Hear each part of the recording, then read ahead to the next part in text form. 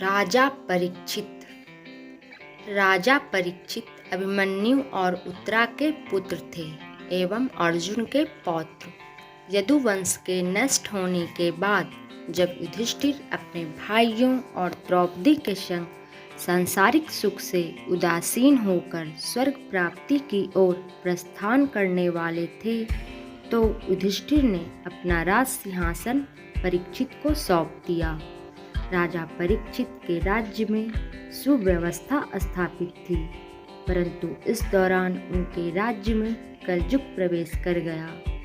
एक दिन राजा परीक्षित शिकार के लिए वन में घूम रहे थे, तभी अचानक उनकी मुलाकात कलयुग से हो गई।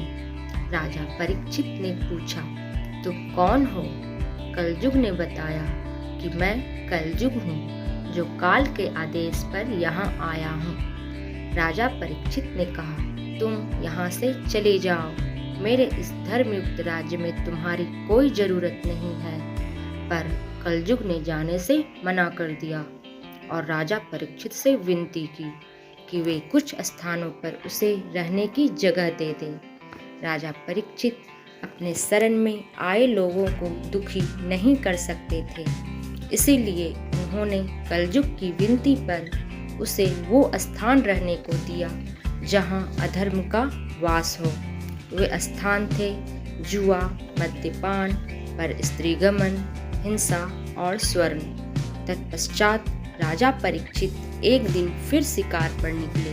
शिकार की खोज में इधर उधर खूब दौड़ने से उन्हें प्यास लग गई, अतः जलाशय की खोज में घूमते घूमते वे शमीक ऋषि के आश्रम में पहुँचे। शमीक ऋषि नेत्र बंद कर ध्यान मग्न थे। राजा परीक्षित ने उनसे जल मांगा, पर ध्यान में लीन होने के कारण शमीक ऋषि ने कोई जवाब नहीं दिया।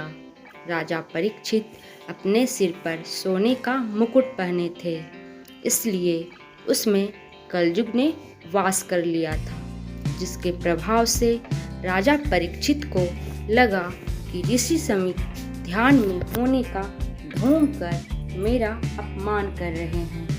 उन्हें ऋषि पर गुस्सा आ गया और गुस्से में पास में पड़े मृत सांप को धनुष की नोक से उठाकर ऋषि के गले में डाल दिया और वहां से राजमहल वापस लौट आए। शमीक ऋषि का पुत्र श्रृंगी, जो अभी बालक था, जब उसे पता चला कि किसी ने उसके पिता के साथ ऐसा किया है, तो उन्होंने उसे श्राप दिया कि आज से 7वें दिन तक्षक नाग के काटने से उसकी मृत्यु हो जाएगी। जब शमीक ऋषि ध्यान से उठे और उन्हें सारी घटना की जानकारी हुई, तब वे अपने पुत्र से बोले, तुमने राजा परीक्षित को श्राप देकर घोर पाप किया है।